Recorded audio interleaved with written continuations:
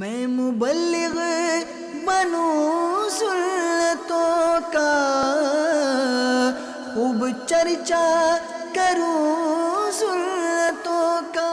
الحمدللہ رب العالمین والصلاة والسلام علی سید المرسلین، اما بعد فاعوذ باللہ من الشیطان الرجیم، بسم اللہ الرحمن الرحیم۔ الصلاة والسلام علیک یا رسول اللہ وعلی آلک واصحابک یا حبیب اللہ۔ الصلاة والسلام علیک یا نبی اللہ وعلی آلک واصحابک یا نور اللہ۔ اللہ پاک کے آخری نبی محمد عربی صلی اللہ علیہ وآلہ وسلم کا مبارک ارشاد ہے کہ جسے کوئی سخت حاجت درپیش ہو تو اسے چاہیے کہ مجھ پر کثرت سے درود پڑھے، کیونکہ یہ دکھ درد اور مصیبتوں کو دور کرتا ہے اور رزق میں اضافہ کرتا ہے۔ ذکر و درود ہر گھڑی ورد زباں رہے، ذکر و درود ہر گھڑی ورد زباں رہے، میری فضول گوئی کی عادت نکال دو، میری فضول گوئی کی عادت نکال دو۔ اللہ پاک کے پیارے نبی صلی اللہ علیہ وآلہ وسلم کا ارشاد ہے، نیت المؤمن خیر من عملی، مسلمان کی نیت اس کے عمل سے بہتر ہے۔ تو حصول ثواب کی خاطر بیان سننے سے پہلے اچھی اچھی نیتیں کر لیں کہ جتنی زیادہ نیتیں ہوں گی اتنا زیادہ ثواب بھی ملے گا، کہ رضا الہی کے لیے اول تا آخر توجہ سے بیان سنوں گا، علم دین سیکھوں گا، اس پر عمل کروں گا، سیکھ کر دوسروں کو بتاؤں گا۔ اور آج کے بیان کا جو موضوع ہے وہ ہے بارگاہ الہی میں پیشی کا خوف۔ اس ضمن میں انشاءاللہ کچھ واقعات بھی سنیں گے، قرآنی آیات بھی ہیں، انشاءاللہ اس سے اللہ پاک ہمیں برکت نصیب فرمائے۔ اور خوف خدا کی کمی کے اسباب کیا ہیں، کیوں خوف خدا کم ہو جاتا ہے اور اس کا علاج کیا ہے، اس ضمن میں انشاءاللہ چند مفید باتیں ہم سنیں گے۔ حضرت شیخ سعدی شیرازی رحمۃ اللہ علیہ یہ فرماتے ہیں کہ مسجد الحرام میں کچھ لوگ کعبۃ اللہ شریف کے قریب عبادت میں مصروف تھے۔ ایک شخص کو دیکھا کہ دیوار کعبہ سے لپٹ کر پھوٹ پھوٹ کر رو رہا ہے اور اس کے لبوں پر یہ دعا جاری ہے کہ اے اللہ پاک، اگر میرے اعمال تیری بارگاہ کے لائق نہیں تو کل قیامت میں مجھے اندھا اٹھانا۔ لوگوں کو یہ دعا بڑی عجیب لگی اور بڑی حیرانی ہوئی۔ اس دعا مانگنے والے سے پوچھا، اے شیخ، ہم قیامت کے دن تو عافیت کے طلبگار ہیں، آپ اندھا اٹھائے جانے کی دعا کر رہے ہیں، اس میں کیا راز ہے؟ اس شخص نے روتے ہوئے کہا کہ میرا مطلب یہ ہے کہ اگر میرے اعمال اللہ پاک کی بارگاہ کے لائق نہیں تو قیامت میں اس لیے اندھا اٹھنا پسند کرتا ہوں تاکہ لوگوں کے سامنے مجھے شرمندہ نہ ہونا پڑے۔ لوگوں نے جب اس کا جواب سنا تو بڑے حیران ہوئے، متاثر ہوئے، اپنے مخاطب کو پہچانتے نہیں تھے، اس لیے پوچھا کہ اے شیخ آپ کون ہیں؟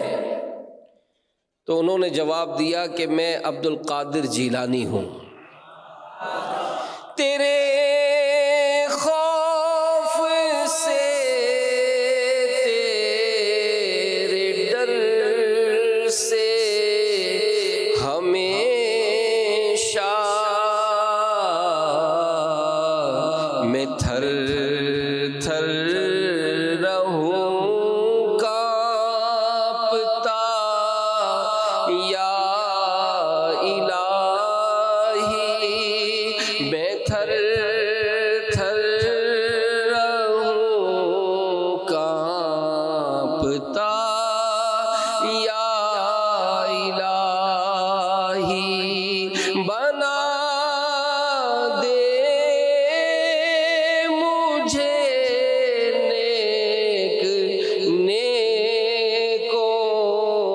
کا صدقہ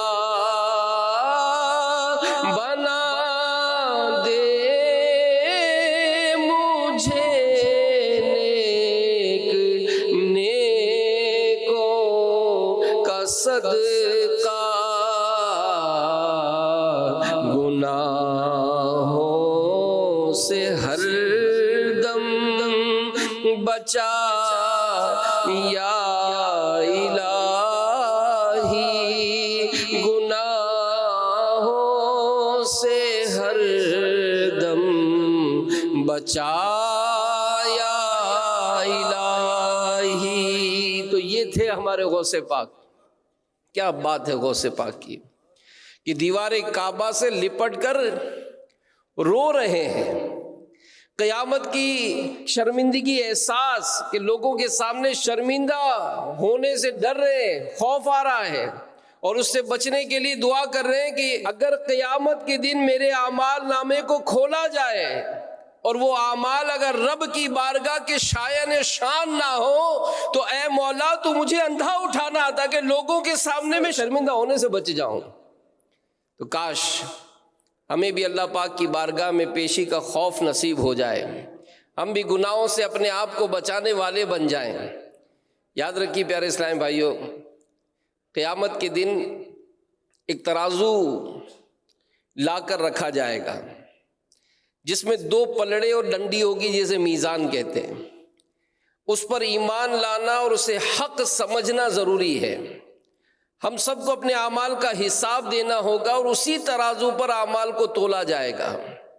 جس کا نیکیوں والا پلڑا بھاری ہوگا وہی کامیاب ہوگا اور جنت کا حقدار بنے گا۔ تو قیامت کا دن جو ہے نا، یہ بڑا سخت ہے، بڑا ہولناک ہے، اور اس دن جب آگ کی طرح دہکتی ہوئی زمین پر اللہ پاک کے حضور پیش ہو کر حساب دینا پڑے گا تو کیا کیفیت ہوگی۔ قرآن پاک میں جو اس کی ہولناک منظر کشی کی گئی سورہ الحاقہ آیت نمبر 18 میں، یومئذ تعرضون لا تخفی منکم خافیہ، اس دن تم سب پیش ہوگے کہ تم میں کوئی چھپنے والی جان چھپ نہ سکے گی۔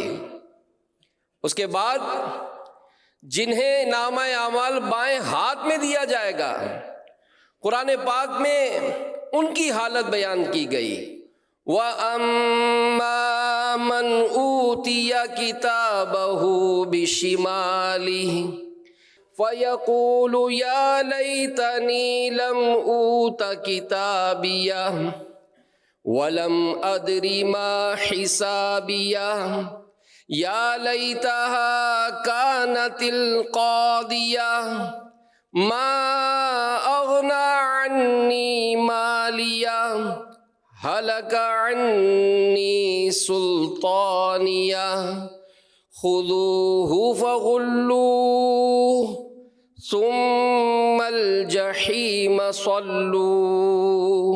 اور وہ جو اپنا نامہ اعمال بائیں ہاتھ میں دیا جائے گا کہے گا ہائے کسی طرح مجھے اپنا نوشتہ یعنی نامہ اعمال نہ دیا جاتا اور میں نہ جانتا کہ میرا حساب کیا ہے، ہائے کسی طرح موت ہی قصہ چکا جاتی، میرے کچھ کام نہ آیا میرا مال، میرا سب زور جاتا رہا، اسے پکڑو پھر اسے توق ڈالو پھر اسے بھڑکتی آگ میں دھساؤ۔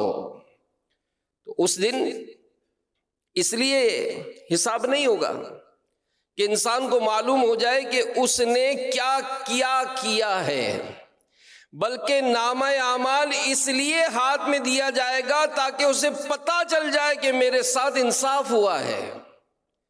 قرآن کریم میں سورہ قیامہ کی آیت نمبر 10 سے 14 میں ارشاد ہوا، یقول الانسان یومئذ این المفر کلا لا وزر الی ربک یومئذ المستقر ينبأ الإنسان يومئذ بما قدم وأخر بل الإنسان على نفسه بصیرا۔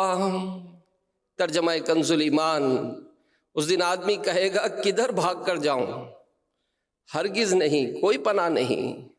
اس دن تیرے رب ہی کی طرف جا کر ٹھہرنا ہے۔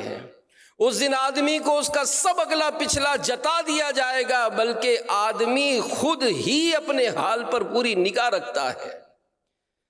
پیارے اسلامی بھائیوں، آپ نے سنا کہ اللہ پاک کی بارگاہ کا معاملہ کس قدر سخت ہے کہ آدمی اللہ پاک کے حضور کھڑا ہونے سے گھبرائے گا، کیونکہ اس کے ہاتھ میں اس کا نامہ اعمال ہوگا جس میں سب کچھ لکھا ہوگا۔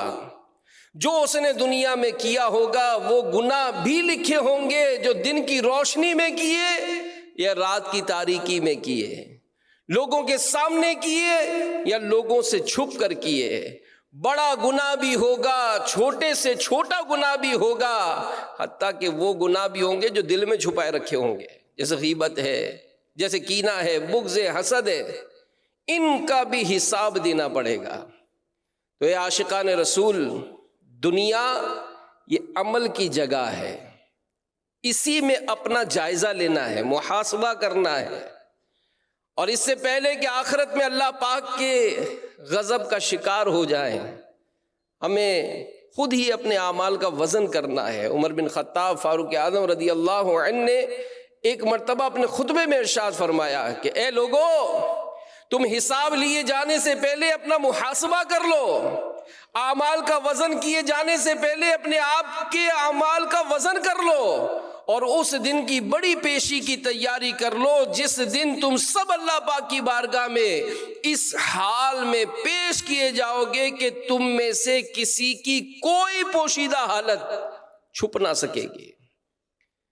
اللہ پاک کی بارگاہ میں پیشی کا خوف رکھنے والے ایسے ہوا کرتے کہ وہ اپنے اعمال کا محاسبہ کرتے ہیں، قیامت کا حساب دینے کا خوف انہیں گناہ سے باز رکھتا ہے،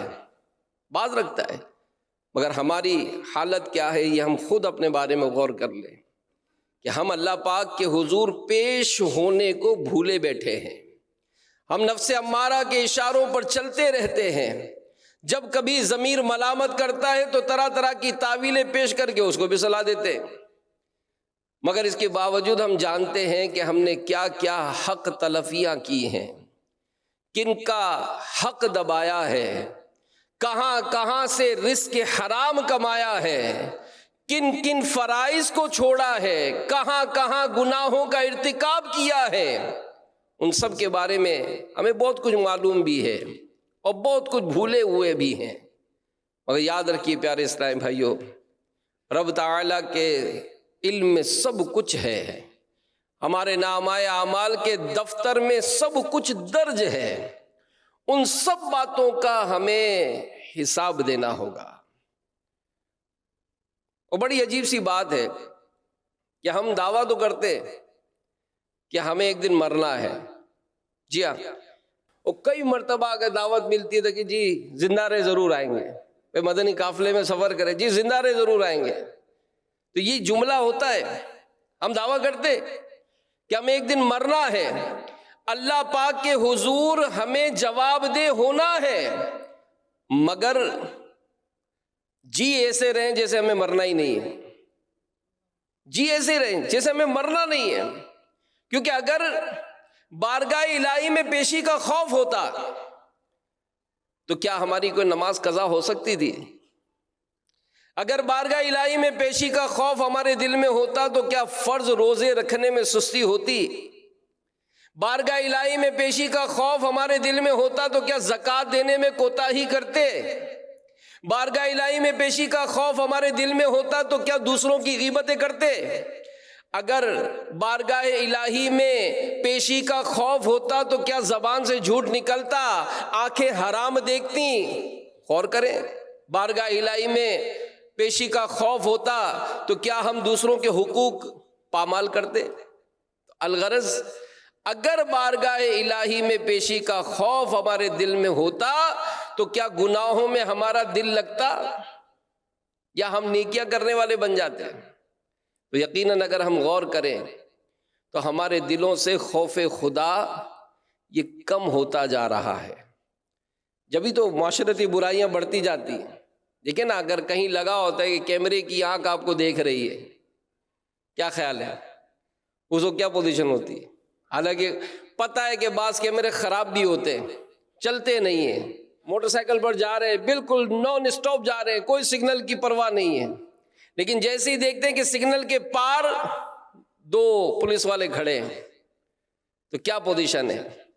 اب ٹوٹا سگنل نہیں، کھڑے میں آگے، ہائی وے پر جا رہے ہیں فل اسپیڈ سے، لیکن جیسے ہی ایسا اشارہ ملتا ہے کہ آگے کیمرہ لگا ہوا ہے تو فوراً اپنی اسپیڈ کو لیول پر لاتے ہیں کہ ورنہ چالان ہو جائے گا. تو پتہ چلتا ہے کہ اگر خوف خدا ہوتا تو شاید ہماری زندگی کا انداز کچھ اور ہی ہو جاتا. تو یاد رکھیے پیارے اسلامی بھائیوں، قرآن پاک میں غفلت سے بیدار کرتے ہوئے ارشاد فرمایا جا رہا ہے، یا ایھا الذین آمنوا اتقوا اللہ حق تقاتہ ولا تموتن الا وانتم مسلمون. اے ایمان والو، اللہ سے ڈرو جیسا اس سے ڈرنے کا حق ہے، اور ہرگز نہ مرنا مگر مسلمان. تو ہمیں خوف خدا اپنانے کی کوشش کرنی ہوگی. خوف خدا ہمیں گناہ سے باز رکھے گا، خوف خدا ہمیں آخرت کے عذاب سے امن دلائے گا، جیسا کہ اللہ پاک کے پیارے نبی صلی اللہ تعالی علیہ وآلہ وسلم کا ارشاد حدیث قدسی ہے. رب تعالیٰ فرماتا ہے، مجھے اپنی عزت و جلال کی قسم، میں اپنے بندے پر 2 خوف جمع نہیں کروں گا. اگر وہ دنیا میں مجھ سے ڈرتا رہے تو میں قیامت کے دن اسے امن میں رکھوں گا. تو دنیا میں اللہ سے ڈرنا ہوگا تو آخرت میں امن نصیب ہوگا. تو یہاں ایک بات سوال پیدا ہوتا ہے کہ خوف خدا سے کیا مراد ہے؟ سنیے کہ خوف خدا سے مراد یہ ہے کہ اللہ پاک کی خفیہ تدبیر، اس کی بے نیازی، اس کی ناراضی، اس کی پکڑ، اس کی طرف سے دیے جانے والے عذابوں، اس کے غضب، اس کے نتیجے میں ایمان کی بربادی وغیرہ سے خوف زدہ رہنے کا نام خوف خدا ہے. تو لہذا وہی خوف نجات دلائے گا کہ جو اللہ پاک کی نافرمانی سے روکے اور اس کی عبادت و فرما برداری پر ابھارے.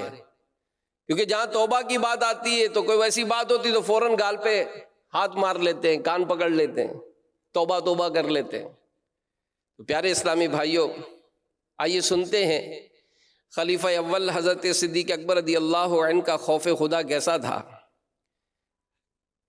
سیدنا صدیق اکبر امیر المومنین رضی اللہ عنہ ایک دن قیامت، میزان، جنت و دوزخ، ملائکہ کی صفیں باندھنے، آسمانوں کو لپیٹنے، پہاڑوں کے اڑنے، سورج کے لپیٹے جانے اور ستاروں کے بکھرنے کے بارے میں غور و فکر کرنے لگے. پھر فرمایا، میرے لیے یہ بہتر اور پسندیدہ تھا کہ اس سبزے میں سے سبزہ ہوتا، چوپائے میرے اوپر آتے اور مجھے کھا جاتے اور میں پیدا نہ کیا جاتا.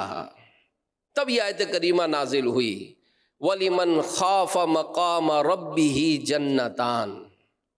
تو اے عاشقان رسول، جس خوف خدا رکھنے والے کے لیے 2 جنتیں ہیں، اس کے بارے میں تفاسیر میں بیان ملتا ہے کہ خوف خدا سے مراد یہ ہے کہ جو گناہ سے ڈرے اور اللہ کی اطاعت میں اپنے آپ کو لگا دے اور اس کی نافرمانی چھوڑ دے.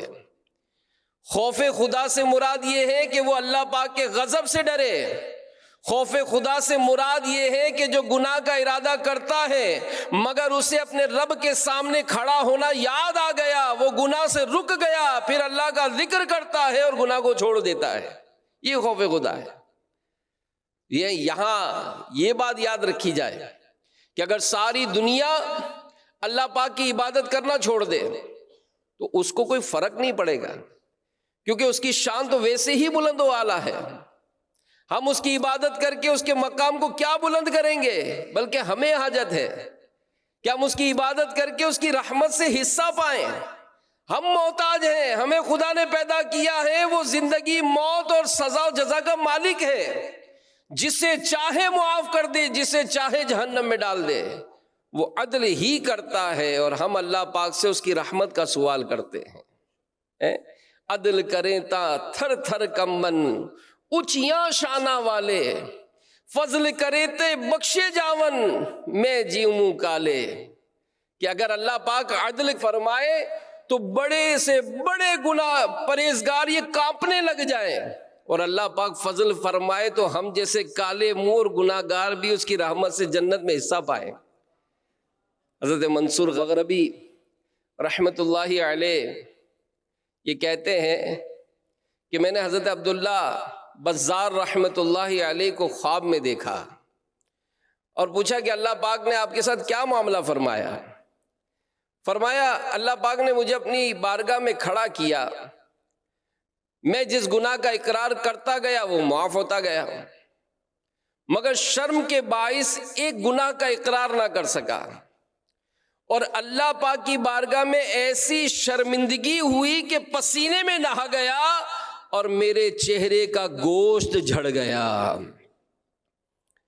تو بس رہنا سدا راضی نہیں ہے تاب ناراضی، اللہ تو بس رہنا سدا راضی نہیں ہے تاب ناراضی، تو ناخوش جس سے ہو برباد ہے تیری قسم مولا، تو ناخوش جس سے ہو برباد ہے تیری قسم مولا،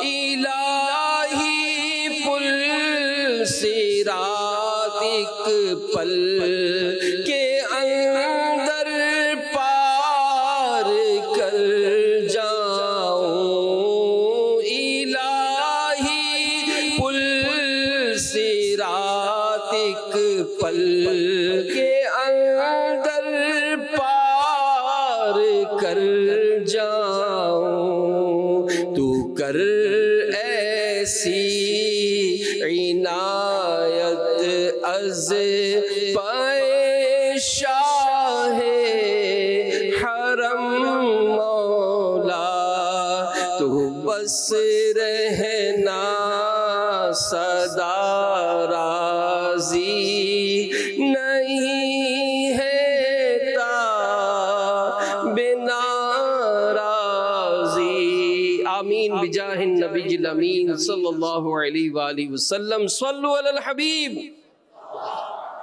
صلی اللہ علی محمد۔ پیارے اسلامی بھائیوں، بزرگان دین آخرت میں اللہ پاک کی بارگاہ میں پیشی سے خوفزدہ رہتے ہی تھے، مگر دنیا میں جب نماز کے لیے کھڑے ہوتے تو ایک طرح سے یہ بھی رب کے حضور کھڑا ہونا ہی ہے، تو اس وقت بھی اللہ پاک کے ایک نیک بندوں کے چہروں کا رنگ زرد ہو جایا کرتا تھا۔ حضرت سیدنا ابراہیم علیہ نبینا وعلیہ الصلوۃ والسلام جب نماز کے لیے کھڑے ہوتے تو خوف الہی سے ان کے دل کی دھڑکن 1 میل کے فاصلے سے سنائی جاتی ہے۔ اسی طرح امام زین العابدین علی بن حسین رضی اللہ عنہما جب وضو فرماتے تو چہرے کا رنگ زرد ہو جاتا، پوچھنے پر فرماتے کہ کیا تمہیں معلوم ہے کہ کس کے سامنے کھڑے ہونے کا ارادہ کر رہا ہوں؟ تو ذرا غور کیجئے کہ ان پاکیزہ شخصیات کی نمازوں کا عالم کیا تھا کہ خود کو اپنے رب کی بارگاہ میں حاضر ہونا تصور کرتے، اور ایسا کیوں نہ کرتے کہ آقا دو جہاں صلی اللہ تعالی علیہ وآلہ وسلم کا فرمان عالی شان، تم اللہ پاک کی عبادت ایسے کرو گویا اسے دیکھ رہے ہو، اور اگر یہ نہ ہو سکے تو یہ ضرور یقین رکھو کہ وہ تمہیں دیکھ رہا ہے۔ یہی وجہ ہے کہ ہمارے اسلاف بزرگان دین بھی جب نماز کے لیے کھڑے ہوتے تو خوف خدا کے باعث ان کے دل کی دھڑکن تیز اور چہرے کا رنگ تبدیل ہو جاتا ہے، اور بڑی عجیب ان کی صورت حال ہوا کرتی تھی۔ حضرت عطا سلمی، کیونکہ ہمارا حال بڑا عجیب ہے کہ اول تو عبادت کی طرف دل مائل ہی نہیں ہے، اور اگر کچھ نمازوں کا عالم ہو جائے، کچھ جماعت کا پابند ہو جائے، کچھ تلاوت کا معمول ہو جائے، کچھ صدقہ و خیرات کر لیں تو بس اپنے آپ کو بہت بڑا عبادت گزار سمجھتے ہیں۔ حضرت عطا سلمی رحمۃ اللہ تعالیٰ علیہ کتابوں میں لکھا ہے کہ آپ کپڑے کے تاجر تھے، کپڑا بنا کرتے تھے۔ ایک بڑا محنت کے ساتھ اپنے کپڑا تیار کیا اور دل میں خیال کیا کہ اس کی مجھے بہت اچھی قیمت ملے گی۔ بازار لے کر گئے، بازار میں جا کر تاجر کو کپڑا دیا۔ اس تاجر نے جب کپڑے کو دیکھا تو اس کے کچھ کمزوریاں، نقص یہ گنوائے اور کہا کہ بھئی یہ تو یوں کمزور ہے، یہ اتنی زیادہ قیمت کا نہیں ہے، یہ اس کی قیمت تو کم ہے۔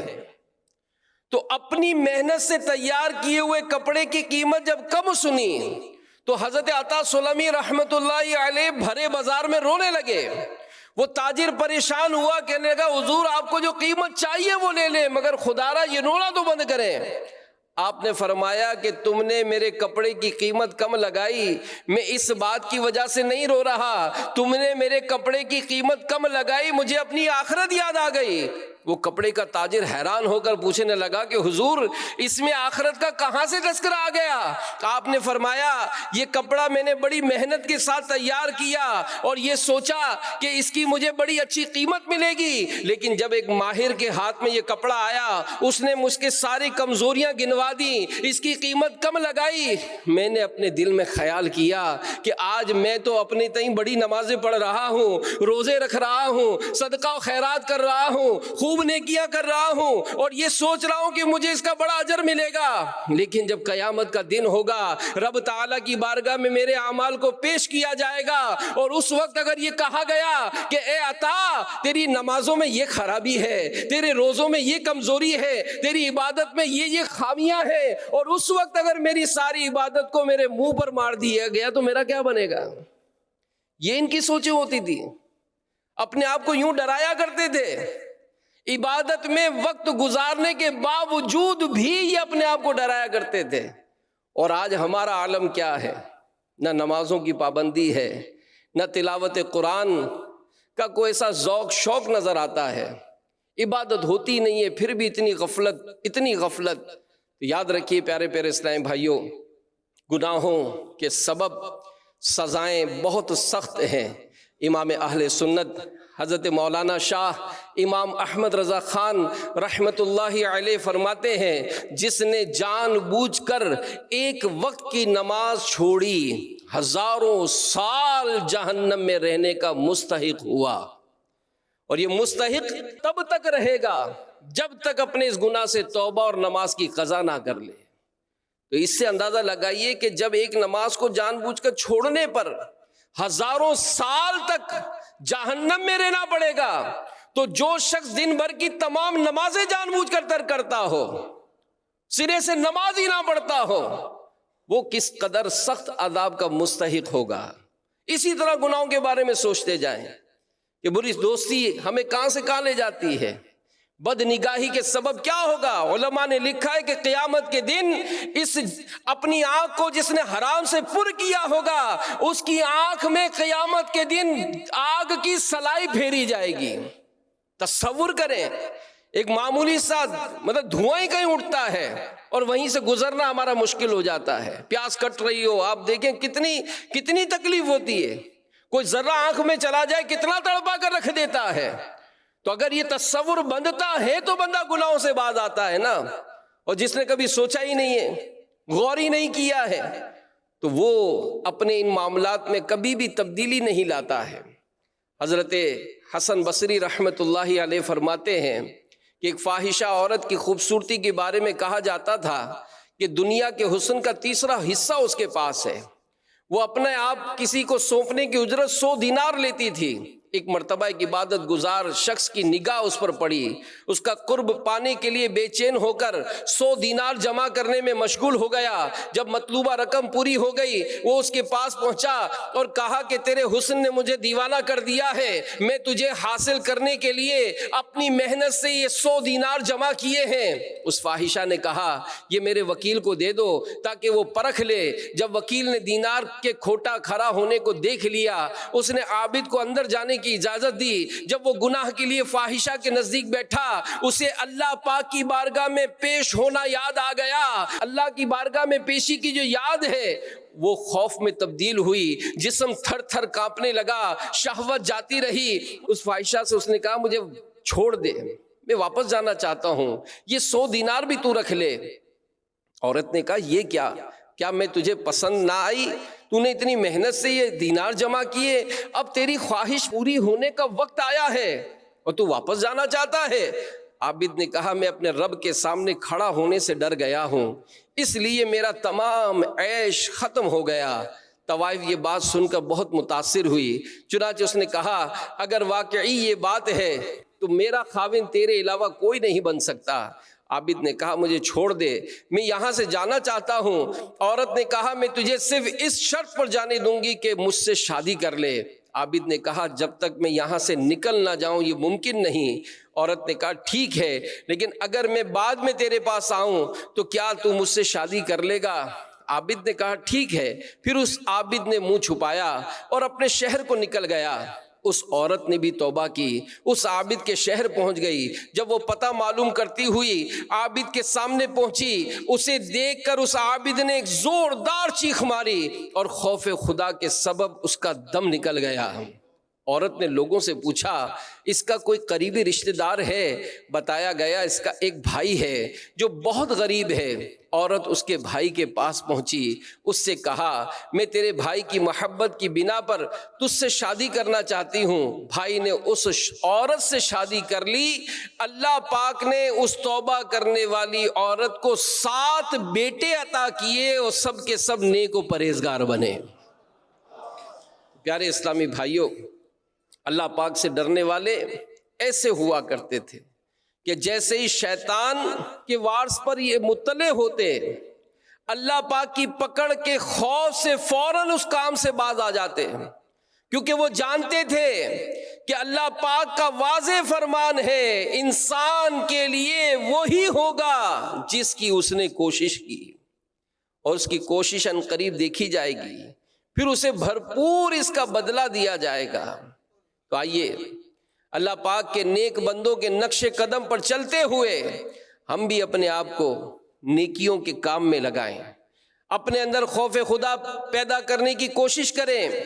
اللہ پاک امیر اہل سنت دامت برکاتہم العالیہ کو سلامت رکھے کہ جنہوں نے دعوت اسلامی کا یہ پیارا ماحول دیا، یہ اجتماعات کی بہاریں، مدنی مذاکروں کی رونقیں، پھر اسی طرح درس و بیان کے مساجد میں سلسلے، مدرسۃ المدینہ بالغان، تو کہیں نیکی کی دعوت کی دھومیں ہیں، کہیں جناب مدنی قافلوں کے سفر ہیں، تو کہیں مختلف کورسز کی یہ آپ کو رونقیں نظر آئیں گی۔ یہ سب کیا ہے؟ یہ نیکیوں پر ابھارنے کے ذرائع ہیں۔ خوش نصیب ہے وہ اسلامی بھائی جو اپنے معاملات میں ان کو شامل کرتے ہیں۔ ہیلے بہانے والوں کو یہ ڈر کیے، جو ہیلا بہانہ کرتے ہیں ان کے لیے تو ان سب چیزیں مشکل ہیں۔ ان کو تو مسجد میں فجر کی نماز کے لیے آنا مشکل لگتا ہے، گھر سے اترنا مشکل لگتا ہے، بستر کو چھوڑنا مشکل لگتا ہے۔ لیکن آج دعوت اسلامی میں اللہ کی رحمت ہے، اللہ امیر اہل سنت کو سلامت رکھے۔ ایک جامعۃ المدینہ کا پتہ چلا کہ 35 حفاظ نے ایک ہی رات میں پورا قرآن مکمل کیا۔ یہ اللہ کی رحمت ہے، اللہ ان کے صدقے ہماری بے حساب مغفرت فرمائے۔ تو پتہ چلا کہ نیکیوں سے جو محبت کریں گے وہ آج بھی آگے بڑھ سکتے ہیں نا۔ آج کراچی شہر کے کتنے ایسی مساجد ہیں جس میں نماز تہجد باجماعت ادا کی جا رہی ہے۔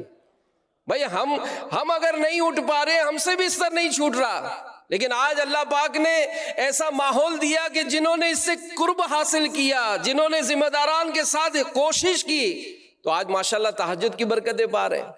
نیک اعمال پر عمل کا جذبہ دیکھیے، 63-70 مدنی انعامات پر عمل ہو رہا ہے۔ اللہ ان کے صدقے ہماری مغفرت فرمائے۔ تو یہ آج بھی ہزاروں درود پاک پڑھنے والے ہیں ہی نا۔ آج بھی عبادت کرنے والے نظر آتے ہی ہیں نا، تو اگر میں کسی کو دیکھوں تو میں خود کیوں تمنا نہیں کرتا ہوں تو کاش میں بھی ایسا ہو جاتا۔ کسی کے ہاتھ میں اچھا موبائل دیکھ کر تمنا ہوتی ہے نا کہ یار اپنے پاس بھی ایسا موبائل ہو، کسی کا لباس دیکھ کر، امامہ دیکھ کر، کسی کی گاڑی دیکھ کر، کسی کا گھر دیکھ کر خواہش ہوتی ہے نا کہ ہمیں بھی یہ ساری دنیاوی جو نعمتیں یہ ہمیں ملیں۔ لیکن اللہ ان کو سلامت رکھے جو آخرت کا بھی سودا کرتے، آخرت کی تیاری کے لیے نیک اعمال کی طرف قدم بڑھاتے ہیں۔ تو میرے پیارے پیارے اسلامی بھائیوں، دعوت اسلامی کے دینی جو کام ہیں اس میں اپنے آپ کو شامل کیجیے۔ اور یوں تو ہر ذیلی حلقے میں 12 دینی کام یہ نافذ کیے جاتے ہیں، ایک جو اہم کام ہے وہ ہے مسجد درس۔ تو جہاں بھی موقع ملے تو مسجد درس میں شرکت کریں، کہ مسجد درس سے مسجدیں آباد ہوتی ہیں، اور جب مسجد میں درس ہوتا ہے تو انفرادی کوشش کا بھی موقع ملتا ہے۔ مسجد درس سے نمازیوں کی تعداد میں اضافہ ہوتا ہے۔ آپ کہیں گے تو نمازی تو آتے ہیں ان کو تو درس دیتے ہیں، نہیں، جب وہ درس میں بیٹھتے ہیں تو انہیں خود نماز پڑھنے کے ساتھ ساتھ دوسروں کو بھی نماز دینے کا شوق ہوتا ہے۔ وہ دوسری مرتبہ جب آتے ہیں تو ماشاءاللہ وہ خود بھی نماز کے لیے ترکیب دوسروں کو بناتے ہیں، یوں مسجد میں تعداد بڑھ جاتی ہے۔ تو اس طرح سے میرے پیارے اسلامی بھائیوں، اگر ہم اپنی کوشش کریں تو نیکیوں میں دل لگ جائے گا اور اس کی برکتیں ملیں گی، اور اس سے دوسروں کی اصلاح کا موقع بھی ملے گا۔ اور دعوت اسلامی میں الحمدللہ جب کوئی قریب آتا ہے تو بہت سارے گناہوں کی عادت اس کی چھوٹ جاتی ہے۔ پنجاب پاکستان کے ایک اسلامی بھائی دعوت اسلامی کے مدنی ماحول سے وابستہ ہونے سے پہلے گناہوں میں مبتلا تھے۔ ایک روز محلے کی مسجد میں مسجد درس ہو رہا تھا۔ اب خوش قسمتی ہوئی کہ وہ اس درس میں شامل ہو گئے۔ تو اس کے بعد انہوں نے اس اسلامی بھائی سے لڑائی جھگڑے کے انداز میں بحث و مباحثہ شروع کر دیا، مگر وہ اسلامی بھائی جو تھے بڑے سمجھدار تھے اور بڑے پیارے انداز میں دعوت اسلامی کے دینی ماحول کی برکتیں بتانے کے ساتھ ساتھ ان کو اجتماع میں شرکت کا بھی ذہن دیتے رہے۔ اب اللہ پاک کا کرم ہو گیا کہ وہ اسلامی بھائی ہفتہ وار اجتماع میں بھی شریک ہو گئے۔ اب بیان سنا تو ماشاءاللہ بیان میں اثر ہوا، ذکر اور دعا کے وقت تو ان کی دل کی دنیا ہی بدل گئی۔ الحمدللہ سچے دل سے توبہ کی اور زندگی بھر کے لیے اس مدنی ماحول سے وابستہ ہو گئے۔ تو یہ الحمدللہ برکتیں ملتی ہیں۔ تو آئیے اللہ پاک کی بارگاہ میں پیشی کے خوف سے تبدیل کرنے کے چند علاج یہ سنتے ہیں کہ کیسے ہم اپنے دل میں اس بات کو پختہ کر سکتے ہیں کہ ہمیں اللہ پاک کی بارگاہ میں پیش ہو کر اپنے اعمال کا حساب دینا ہے۔ یاد رکھیے، مشاہدہ یہ ہے کہ جو شخص جس شے میں رغبت رکھتا ہے ہمیشہ اسی کے بارے میں سوچتا ہے، اسی کے بارے میں غور و فکر کرتا رہتا ہے۔ اور جدید سائنسی تحقیق سے بھی یہ پتہ چلتا ہے کہ انسان وہی بنتا ہے جو پورا دن سوچتا ہے۔ بعض ہوتے ہیں، بعض یہ ذہن بناتے ہیں کہ یار یہ سمجھ میں نہیں آتا کہ جیسے قیامت میں پیشی کا خوف یہ اگر پیدا ہو جائے تو کیا میں گناہ سے بچ جاؤں گا؟ اس کی مثال میں آپ کو یوں سمجھاؤں۔ ایک نوجوان کسی بزرگ کے پاس آیا اور اس نے کہا کہ حضور آپ کہتے ہیں کہ آپ اپنی آنکھوں کو حرام سے بچائیں، بدنگاہی سے بچائیں۔ میں بازار میں رہتا ہوں، گزرتا ہوں، میں اپنی آنکھوں کو حرام سے بچا نہیں سکتا ہوں، بازار میں رہتے ہوئے کیسے بچ سکتا ہوں؟ تو اس کا مجھے کوئی علاج بتائیے۔ تو بزرگ نے فرمایا کہ علاج تو میں تمہیں بعد میں بتاؤں گا، پہلے کام کرو، یہ ایک دودھ کا پیالہ ہے، یہ دودھ کا پیالہ لو اور بازار کے دوسرے کنارے پہ جو فلاں بزرگ ہیں نا ان تک پہنچا دو۔ تو کہا پھر یہ پہنچا دوں گا تو آپ علاج بتا دیں گے؟ جی بالکل بتا دیں گے، لیکن خیال رہے اس میں سے قطرہ گرنا نہیں چاہیے۔ حضرت آپ بالکل بے فکر رہیں، بالکل قطرہ نہیں گرے گا۔ کہا نہیں گرے گا؟ کہا نہیں گرے گا۔ اچھا ایسی بات ہے، 2 آدمی ساتھ کر دیتا ہوں، اگر قطرہ گرا تو بھرے بازار میں تمہیں 2 جوتے ماریں گے۔ کہا بالکل صحیح ہے۔ اب اس نے پیالہ لیا، نظریں جمائیں اور بازار میں چلتے چلتے چلتے چلتے چلتے وہ دوسرے کنارے پر جا کر اس نے پیالہ پہنچا دیا. بھاگم بھاگ وضو کے پاس آیا, کہا حضرت وہ پیالہ میں نے پہنچا دیا فلاں جگہ پر. اچھا پہنچا دیا؟ جی جی پہنچا. قطرہ گرا تو نہیں؟ نہ حضرت بالکل, میں نے تو آنکھیں ہٹائی نہیں تھی وہیں سے, بالکل ایک قطرہ بھی نہیں گرا. اور پھر آپ نے حضرت جو فرمایا تھا کہ 7 آ رہے ہیں, قطرہ گرے گا تو 2 جوتے بھی پڑیں گے, تو میں نے تو پہنچا دیا. اچھا ادھر ادھر نظر؟ کہا نہیں حضرت تو پیالے سے نظر ہی نہیں ہٹی, جوتے کا بھی خوف تھا اور کام بھی پورا کرنا تھا. تو اب آپ مجھے بتائیے کہ میں اپنی آنکھوں کو حرام سے کیسے بچا سکتا ہوں؟ آپ نے فرمایا یہی اس کا علاج ہے کہ جس طرح تم نے اس بھرے بازار میں احتیاط کے ساتھ سفر کر کے اس پیالے کو دوسری جگہ پہنچایا, اپنی آنکھوں کو ادھر ادھر نہیں جانے دیا, اس بات کا خوف پیش نظر تھا کہ اگر قطرہ گرا تو مجھے بھرے بازار میں 2 جوتے پڑیں گے. تو جس دن تیری یہ سوچ بنے گی کہ اگر آج اس دنیا میں اپنی آنکھوں کو حرام سے پر کیا تو کہیں قیامت کے دن اس کی سزا میں مجھے جہنم کی آگ کی سلائیاں نہ پھیری جائیں. تو میرے پیارے اسلامی بھائیوں, امام غزالی رحمت اللہ علیہ فرماتے ہیں کپڑے کا تاجر, لکڑی کا کام کرنے والا کارپینٹر, معمار, تعمیرات کا کنسٹرکشن کا جو کام کرتے ہیں, جب کسی آباد مکان میں جائیں جس میں قالین بچھا ہو, گھر سجا سنورا ہو, یہ وہاں غور و فکر میں ڈوب جائیں گے تو عموماً ان کی سوچ کیا ہوگی؟ کپڑے والا قالین دیکھ کر اس کی قیمت پر غور کر رہا ہوگا, جو کنسٹرکشن کا کام کر رہا ہوگا وہ اس کی مضبوطی دیکھ رہا ہوگا, خوبصورتی دیکھ رہا ہوگا, جو کارپینٹر ہوگا وہ فرنیچر کے بارے میں غور کر رہا ہوگا کیسی قیمت ہے.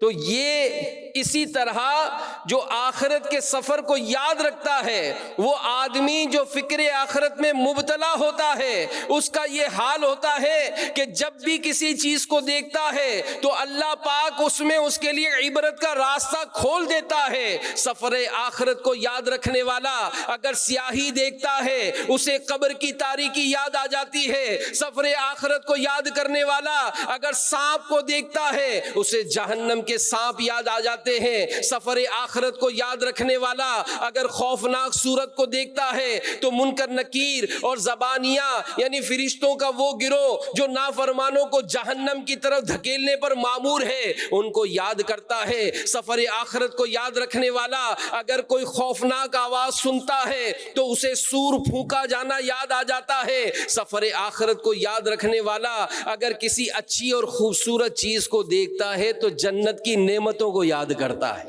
آخرت کو یاد رکھنے والا اگر کہیں سے انکار یا قبولیت کی کوئی بات سنتا ہے تو اخروی معاملے میں حساب کتاب کے بعد اپنے مقبول یا مردود ہونے کو یاد کرتا ہے. تو یہ سوچ جب بنتی ہے نا, کیونکہ آج سوچ بنتی نہیں ہے, اپنے ساتھ رہنے والوں کے جنازے, جی ہاں جنازے ہم اٹھاتے ہیں, اپنے ساتھ رہنے والوں کو اپنے ہاتھوں سے غسل دیتے ہیں, اپنے ساتھ چلنے پھرنے والوں کی آخری دیدار کرتے ہیں, ان کی قبر پر مٹی ڈالتے ہیں, ان کو تنے تنا قبر میں چھوڑ کر چلے آتے ہیں, لیکن اپنی موت کو یاد نہیں کرتے. دلا غافل نہ ہو یکدم یہ دنیا چھوڑ جانا ہے.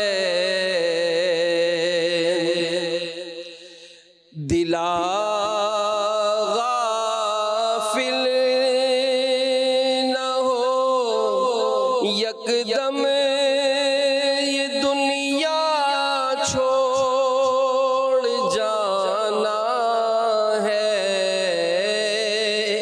بغیچے چھوڑ کر خالی زمین اندر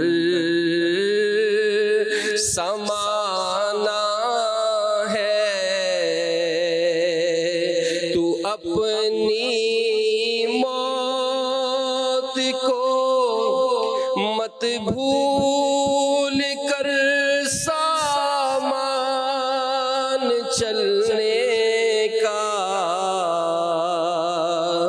تو اپنی موت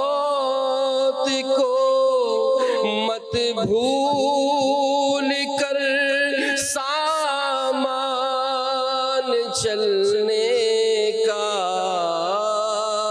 زمین کی خاک پر سونا ہے اینٹوں کا،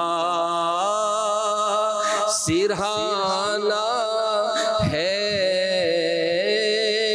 دلا غافل نہ ہو یکدم یہ دنیا چھوڑ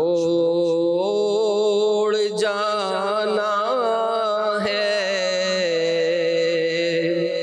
امام محمد غزالی رحمت اللہ علیہ فرماتے ہیں قیامت کے دن رب کی بارگاہ میں پیشی کی جو منظر کشی آپ نے بیان فرمائی، فرماتے ہیں اے مومن یاد کر، تیرے گناہوں کے بدلے کل بروز قیامت یہی کافی ہے کہ تجھے تیری پیشانی سے پکڑ کر کھینچا جائے گا۔ اس وقت تیرا دل بے چین ہوگا، عقل ختم ہو جائے گی، کندھے تھر تھرا رہے ہوں گے، اعضاء کانپ رہے ہوں گے، رنگ بدل جائے گا، خوف کی شدت کی وجہ سے سارا جہاں اندھیرے میں ڈوبا ہوا لگے گا۔ ہاں اپنی فکر کیجئے کہ اسی حالت میں لوگوں کی گردنیں پھلانگتے، صفوں کو چیرتے آگے بڑھ رہے ہوں گے، ہمیں پیچھے رہ جانے والے گھوڑوں کی طرح کھینچا جا رہا ہوگا، تمام مخلوق نظریں اٹھا اٹھا کر دیکھے گی۔ اب خیال کیجئے کہ فرشتوں کے ہاتھوں میں ہیں اور اسی حالت میں ہمیں رحمان کے عرش تک لے جا کر پھینک دیتے ہیں۔ اب اللہ پاک اپنے عظیم کلام سے یوں ندا فرماتا ہے، اے ابن آدم میرے قریب ہو جا۔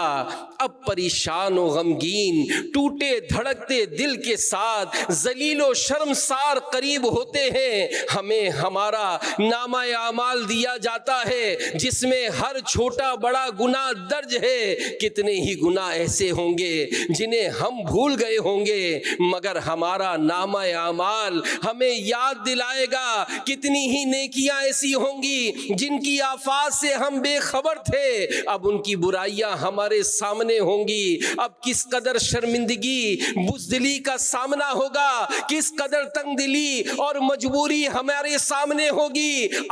معلوم نہیں کس قدم کے ساتھ اپنے رب کے سامنے کھڑے ہوں گے، کس زبان کے ساتھ جواب دیں گے اور اپنے کہے کو کس دل کے ساتھ سمجھیں گے۔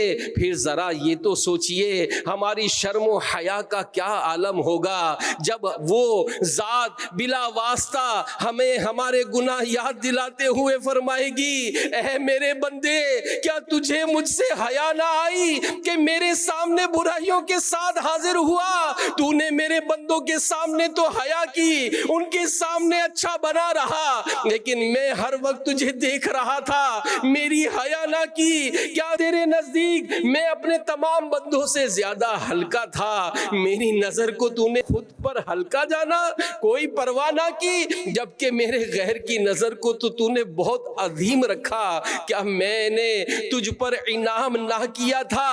تجھے کس چیز نے مجھ سے دھوکے میں رکھا؟ کیا تو یہ سمجھ بیٹھا تھا کہ میں تجھے نہیں دیکھ رہا اور نہ تو نے مجھ سے ملنا ہے؟ یاد رکھیے اللہ پاک کی بارگاہ میں جو سوال و جواب ہوں گے وہ براہ راست ہوں گے، کسی چیز کا پردہ نہیں ہوگا۔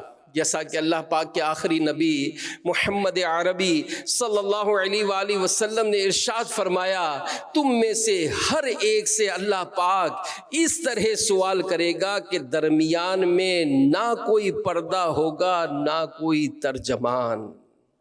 اے عاشقان رسول، گناہوں کی کثرت، دنیا کی طلب، علم دین سے دوری، اللہ پاک کی بارگاہ میں پیشی کا خوف نہ ہونے کے اہم ترین اسباب ہیں، جن کی وجہ سے اللہ پاک کی بارگاہ میں پیش ہونے کا خوف دل سے نکل جاتا ہے، انسان گناہوں کے دلدل میں پڑ جاتا ہے۔ اللہ پاک کی بارگاہ میں پیشی کے خوف کو پانے کے لیے خود احتسابی فکر مدینہ، جائزہ، احتساب، نیک لوگوں کی صحبت، قرآن و حدیث میں موجود خوف خدا کے فضائل پیش نظر رکھے جائیں کہ جو رب کے حضور اس خوف کے سبب کھڑا ہونے سے ڈرے اس کے لیے 2 جنتوں کی بشارت ہے۔ دنیا میں خوف خدا رکھنے والے کے لیے کل قیامت کے دن امن کی بشارت ہے۔ خوف خدا سے نکلنے والے آنسو جسم کے جس حصے پر گرے اس پر جہنم کی آگ حرام ہونے کی خوشخبری سنائی گئی ہے۔ خوف خدا سے ڈرنے والے کے گناہ درخت کے پتوں کی طرح جھڑتے ہیں۔ اور دعوت اسلامی کے مکتبۃ المدینہ نے اس کی کئی کتابیں، رسالے، امیر علیہ سنت کی بھی رسالے، اور یہ سب الحمدللہ دعوت اسلامی کی ویب سائٹ پر دستیاب ہے۔ تو یاد رکھیے پیارے اسلامی بھائیوں، دنیا میں انسان جو کچھ کرتا ہے قیامت کے دن اسے اس کا نامہ اعمال پکڑا جائے گا، جس میں وہ سب کچھ درج ہوگا جو اس نے کیا، اور انہی اعمال کے مطابق وہ سزا و جزا کا مستحق ہوگا۔ حضرت فقی ابو اللیث سمرقندی رحمت اللہ علیہ فرماتے ہیں اللہ پاک کے خوف کی علامت 8 چیزوں میں ظاہر ہوتی ہے۔ انسان کی زبان میں وہ اس طرح کہ اللہ پاک کا خوف اس کی زبان کو جھوٹ، غیبت اور فضول گوئی سے روکے گا۔ وہ ذکر میں، تلاوت میں، نیکی کی دعوت میں اپنی زبان کو استعمال کرے گا۔ نمبر 2، اس کے شکم میں وہ اس طرح کہ وہ اپنے پیٹ میں حرام داخل نہ کرے گا، حلال چیز بھی بقدر ضرورت کھائے گا۔ نمبر 3، اس کی آنکھ میں وہ اس طرح کہ وہ اپنی آنکھ کو حرام سے بچائے گا۔ نمبر 4، اس کے ہاتھ میں وہ اس طرح کہ وہ کبھی بھی اپنے ہاتھ کو حرام کی جانب نہیں بڑھائے گا۔ نمبر 5، اس کے قدموں میں وہ کبھی بھی اپنے قدموں کو حرام کی طرف نہیں اٹھائے گا۔ نمبر 6، اس کے دل میں وہ اس طرح کہ وہ اپنے دل سے بغض، کینہ، مسلمانوں کے حسد سے دور رکھے گا۔ نمبر 7، اس کی اطاعت و فرما برداری میں کہ وہ فقط اللہ کی رضا کے لیے عبادت کرے گا، ریا نفاق سے خائف رہے گا۔ اور نمبر 8، اس کی سماعت میں اس طرح کہ وہ جائز بات کے علاوہ کچھ نہ سنے۔ تو پتہ چلا کہ قبر و حشر اور حساب و میزان کے حالات سن کر پڑھ کر محض چند آہیں بھر لینا، اپنے سر کو چند مرتبہ ادھر ادھر پھیر لینا، کف افسوس مر لینا، چند آنسو بہا لینا، یہ کافی نہیں ہے۔ کچھ تبدیلی لانی ہوگی، اپنے آپ کو چینج کرنا ہوگا، اپنے شیڈول کو تبدیل کرنا ہوگا، اپنے معاملات کو سدھارنا ہوگا، اور اس کے لیے بہت ضروری ہے کہ دعوت اسلامی کی صحبت اپنائی جائے، اس کے مدنی ماحول سے وابستہ رہیں، اور اپنے علاقوں میں، مارکیٹوں میں، دفتر میں، جہاں بھی ہوں دعوت اسلامی کے اسلامی بھائیوں کے ساتھ اپنے وقت کو گزاریں گے تو انشاءاللہ اس کی برکتیں نصیب ہوں گی۔ اللہ پاک ہم سب کو عمل کرنے کی توفیق عطا فرمائے۔ صلو علی الحبیب صلی اللہ تعالی۔ میں مبلغ بنوں سنتوں کا، خوب چرچا کروں